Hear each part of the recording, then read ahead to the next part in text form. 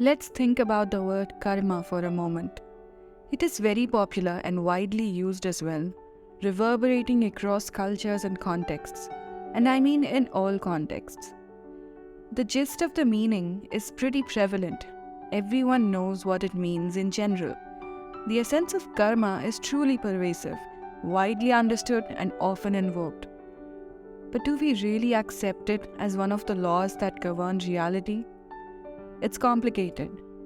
Because once you accept the law of karma, you have to live by it.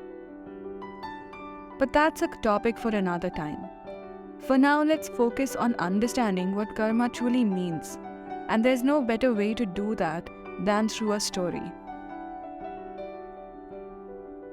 So the story goes, there was a wise old sage, a rishi, living in the forests, doing penance, traveling through the lands and generally spending his time in tapasya, sadhana and things like that. He was once wandering through villages when guards of a king mistook him for a thief and arrested him. He didn't say anything. He was brought to the king's court where the ministers claimed that he is guilty of those charges.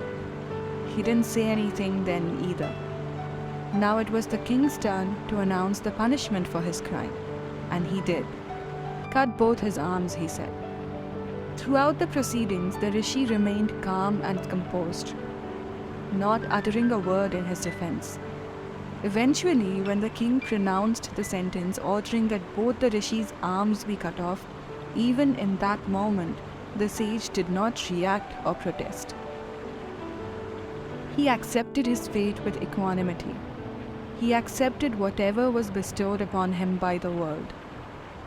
The king at this point just felt a little confused. He wondered why there was no reaction from the sage. So he asked him just that. Don't you want to defend yourself? Don't you have anything to say even now? Not even an apology? The sage maintained the same calmness that he had from the very first moment that this entire ordeal began. So the king finally said, maybe you did do the crime, to which the sage replied, no, I did not do the crime now. However, I must have done something in my previous life, or the one before that, to earn this punishment, to warrant this day.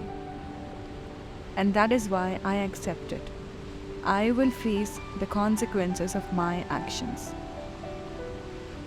This story is a two-pronged lesson in the subject of karma.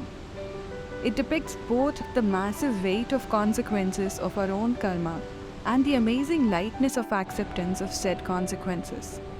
The rishi's acceptance of his punishment without protest or anger is a powerful lesson in accountability and personal agency. So you see, karma is not just about the end results. It's also about taking responsibility of your actions and behaving accordingly. It is the single most definitive acknowledgement of individual agency. You are it, the person responsible for actions and their results. Karma is a call to action. It is a reminder that we are not just passive recipients of our fate, but active agents who can shape our destiny through our thoughts, words, and deeds. By embracing this concept, we can cultivate a sense of purpose and meaning in our lives, knowing that every action we take has the power to create a brighter future for ourselves and those around us.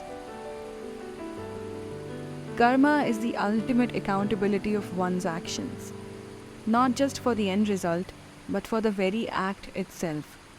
It is the acknowledgement of individual agency, the realization that one is the captain of their own ship.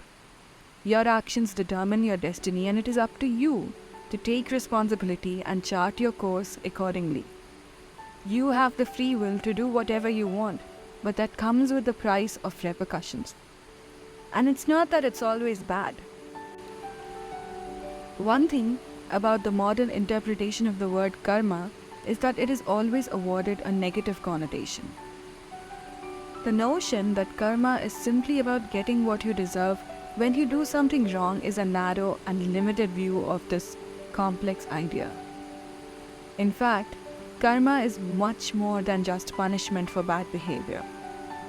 It is a fundamental law of cause and effect that operates in this universe, and it applies equally to good deeds as well as bad.